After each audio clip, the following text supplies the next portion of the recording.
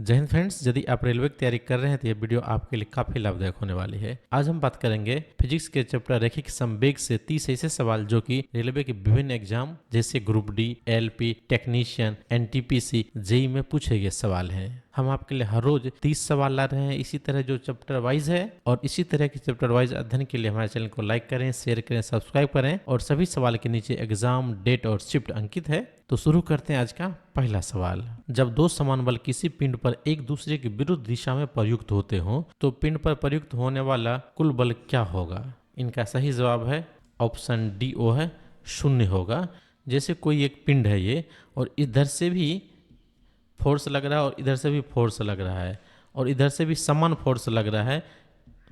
मान लिए कि इधर भी 5 न्यूटन का फोर्स लग रहा है और इधर भी 5 न्यूटन का फोर्स लग रहा है, तो क्या होगा? इसमें कोई भी परिवर्तन नहीं आएगा, इसीलिए क्या होगा? आंसर इसका शून्य होगा। अगला सवाल, 14 केजी द्रव्यमान और 28 मीटर प्रति सेकंड के वेग वाले पिंड का संवेग कितना होगा ये बताना है। तो संवेग बराबर होता है वेग गुना द्रव्यमान, दोनों गुना हो जाएगा, 28 गुना 14 हो जाएगा। तो इनका सही जवाब होगा ऑप्शन बी, 392 केजी मीटर प्रति सेकेंड। अगला सवाल, द्रव्यमान गुना वेग का गुणनफल क्या होता है? इनका सही जवाब है ऑप्शन बी ओ, संवेग होता है। किसी वस्तु के द्रव्यमान तथा वेग के गुणनफल को संवेग कहा जाता है और संवेग एक सदिश राशि है, इसे याद रखना है और ये बार बार पूछे जाते हैं। और इनका मात्रक भी याद रखना है, केजी इंटू मीटर प्रति सेकेंड।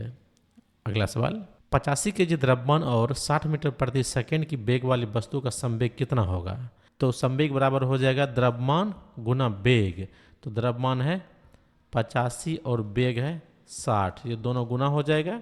तो मान लिया यहाँ पे 80 है और ये 60 है, तो 80 और 60 गुना कर लेते हैं। 8 छक 48 और 2 जीरो हो जाएगा 4800 और 6 पंचे 30, यानी ये हो जाएगा 300।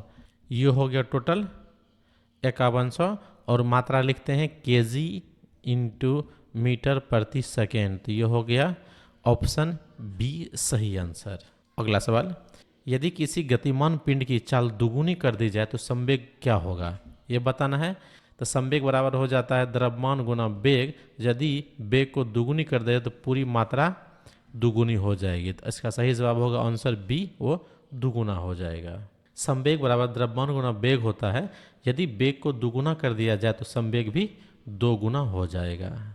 अगला सवाल, 20 केजी द्रव्यमान वाली एक वस्तु 2 मीटर प्रति सेकंड की चाल से चल रही है तो संवेग कितना होगा? इनका सही जवाब होगा 20 गुना 2 बराबर 40 और मात्रा लग जाएगा केजी इंटू मीटर प्रति सेकेंड। आंसर सी सही आंसर है। अगला सवाल, किसी पिंड की चाल दोगुनी कर दी जाए तो संवेग कितना होगा? इनका सही जवाब होगा ऑप्शन बी, वह 2 गुना हो जाएगा। संवेग बराबर द्रव्यमान गुना चाल होता है, यदि चाल यानी वेग को दुगुनी कर दी जाए तो संवेग भी दोगुना हो जाएगा, क्योंकि द्रव्यमान यहाँ स्थिर रहेगा। अगला सवाल, संवेग की मात्रा की इकाई क्या है? इनका सही जवाब है ऑप्शन सी, वो है ऊपर के दोनों, केजी मीटर प्रति सेकेंड और एन इंटू एस। संवेग बराबर द्रव्यमान गुना वेग होता है, जिसे हम केजी इंटू मीटर प्रति सेकंड में डिनोट करते हैं। साथ ही संवेग बराबर बल गुना समय भी होता है, जिसका मात्रक न्यूटन सेकेंड होता है, और दोनों समानार्थ मात्रक हैं और दोनों का वैल्यू बराबर होता है। अगला सवाल, एक 10 केजी वस्तु 3 मीटर प्रति सेकंड की चाल से चल रही है, उसका संवेग क्या होगा? तो दोनों गुना हो जाएगा, 10 गुना 3, तो ये हो जाएगा ऑप्शन ए 30 केजी मीटर प्रति सेकेंड, और ये मात्रा जरूर देखनी है। अगला सवाल, एक वस्तु का संवेग कब शून्य होगा? इनका सही जवाब है ऑप्शन बी, जब गति शून्य हो। संवेग बराबर द्रव्यमान गुना वेग होता है, और यदि गति शून्य हो गई है तो उसका संवेग शून्य हो जाएगा, चाहे द्रव्यमान कुछ भी हो। अगला सवाल, यदि कोई वस्तु स्थिर है तो उसका संवेग क्या होगा? इनका सही जवाब है ऑप्शन सी, ओ है, शून्य होगा। संवेग बराबर द्रव्यमान गुना वेग होता है, और यहाँ वेग शून्य है तो गुना करेंगे तो टोटल मात्रा शून्य हो जाएगा। अगला सवाल, संवेग संरक्षण का नियम किस पे आधारित है? इनका सही जवाब है ऑप्शन डी, ओ है, न्यूटन के तृतीय नियम पे। संवेग संरक्षण का नियम कहता है किसी बंद प्रणाली में कुल संवेग स्थिर रहता है जब तक उस पर कोई बाहरी बल कार्य नहीं करता है। यह न्यूटन के तृतीय नियम प्रत्येक क्रिया के समान और विपरीत प्रतिक्रिया पर आधारित है। अगला सवाल, जब एक चलती हुई गेंद दीवार से टकराकर वापस लौटती है तो क्या होता है? इनका सही जवाब है ऑप्शन सी, वह संवेग में परिवर्तन होता है। टक्कर के बाद गेंद की दिशा पलट जाती है जिससे उसका वेग और दिशा दोनों बदल जाती है। इस प्रकार संवेग में परिवर्तन होता है और दीवार पर बल लगता है।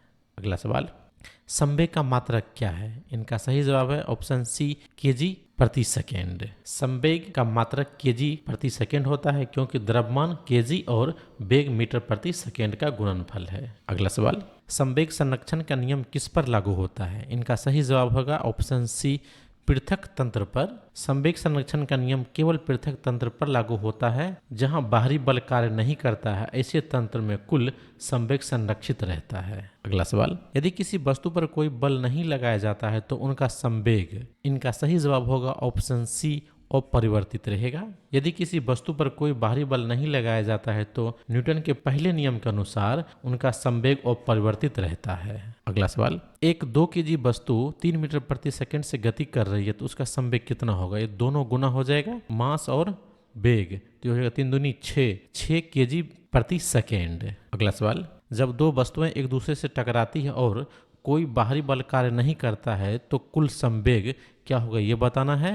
इनका सही जवाब है ऑप्शन डी, वो संरक्षित रहता है। जब 2 वस्तुएं टकराती है और उस प्रणाली में कोई बाहरी बल कार्य नहीं करता है तो कुल संवेग संरक्षित रहता है और यह संवेग संरक्षण के नियम का प्रत्यक्ष उदाहरण है।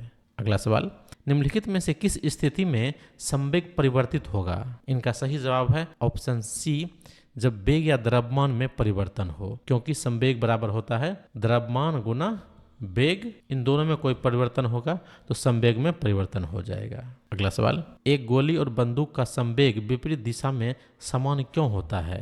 इनका सही जवाब है ऑप्शन सी, संवेग के संरक्षण नियम के कारण। जब गोली बंदूक से निकलती है तो दोनों विपरीत दिशा में चलते हैं लेकिन कुल संवेग संरक्षित रहता है, इसलिए गोली और बंदूक का संवेग विपरीत दिशा में समान होता है। अगला सवाल, संवेग संरक्षण का नियम किसके समतुल्य है? इनका सही जवाब है ऑप्शन सी, वो है न्यूटन के तीसरे नियम का। संवेग संरक्षण नियम न्यूटन के तीसरे नियम पर आधारित है और इसमें कहा गया है हर क्रिया की समान और विपरीत प्रतिक्रिया होती है। अगला सवाल, एक वस्तु का संवेग शून्य हो सकता है जब, इनका सही जवाब होगा ऑप्शन बी, वेग शून्य हो। संवेग बराबर द्रव्यमान गुणा वेग होता है।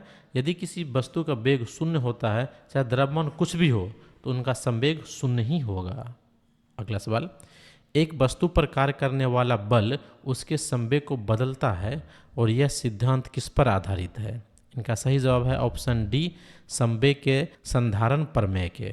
संवेग संधारण प्रमेय कहता है किसी वस्तु पर लगाया गया बल और उस बल के प्रयोग का समयांतरण वेग के परिवर्तन के बराबर होता है, जिसे F/t में व्यक्त करते हैं। संवेग किस प्रकार की राशि है? इनका सही जवाब है ऑप्शन सी, वह सदिश राशि है। संवेग एक सदिश राशि है क्योंकि इसमें परिणाम द्रव्यमान और वेग के साथ साथ दिशा भी होती है, इसीलिए दिशा का ध्यान में रखना आवश्यक होता है। अगला सवाल, जब कोई गेंद दीवार से टकराकर वापस लौटती है तो क्या होता है? इनका सही जवाब ऑप्शन सी, उनका संवेग बदल जाता है। अगला सवाल, संवेग संरक्षण के लिए आवश्यक शर्त क्या है? इनका सही जवाब होगा ऑप्शन सी, प्रणाली पर कोई बाहरी बल न लगे। संवेग संरक्षण का नियम तभी लागू होता है जब प्रणाली पर कोई बाहरी बल कार्य नहीं करता है। यदि बाहरी बल हो तो कुल संवेग में परिवर्तन आ सकता है। अगला सवाल, जब कोई व्यक्ति चलती हुई बस से कूदता है तो वह आगे की दिशा में क्यों गिरता है? इनका सही जवाब है ऑप्शन सी, गुरुत्व के कारण। व्यक्ति का शरीर बस की गति के साथ आगे की दिशा में संवेग आगे बनाए रखता है। जब बस से कूदता है तो उसके पैर संपर्क भूमि से होते हुए नीचे रुक जाता है, लेकिन ऊपरी भाग आगे की दिशा में बढ़ता है और यही जरूरत तो है। अगला सवाल, एक बुलेट बंदूक से निकलती है और उच्च वेग प्राप्त करती है जबकि बंदूक पीछे की ओर झटका से चलती है। यह किस नियम का उदाहरण है? इनका सही जवाब है ऑप्शन बी, वो है संवेग संरक्षण का नियम।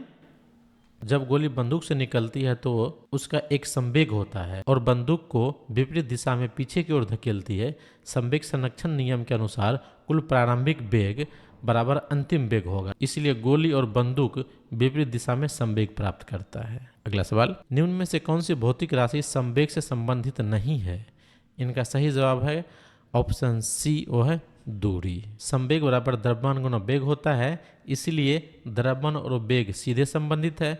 बल भी संवेग से संबंधित है, लेकिन संवेग का प्रत्यक्ष संबंध दूरी से कोई भी नहीं है। अगला सवाल, जब दो वस्तुएं टकराती है और एक दूसरे से चिपक जाती है तो कौन सा नियम लागू होता है? इनका सही जवाब है ऑप्शन बी, वो है संवेग का नियम। ऐसी टक्कर में जिन्हें परफेक्टली इलास्टिक कोलिजन कहा जाता है, कुल संवेग संरक्षित रहता है, भले ही यांत्रिक ऊर्जा संरक्षित नहीं हो, इसलिए केवल संवेग संरक्षण का नियम ही लागू होता है। और ऐसे ही इंपॉर्टेंट वीडियो के लिए हमारे चैनल पर बने रहें और हमारे चैनल को लाइक करें, शेयर करें, सब्सक्राइब करें।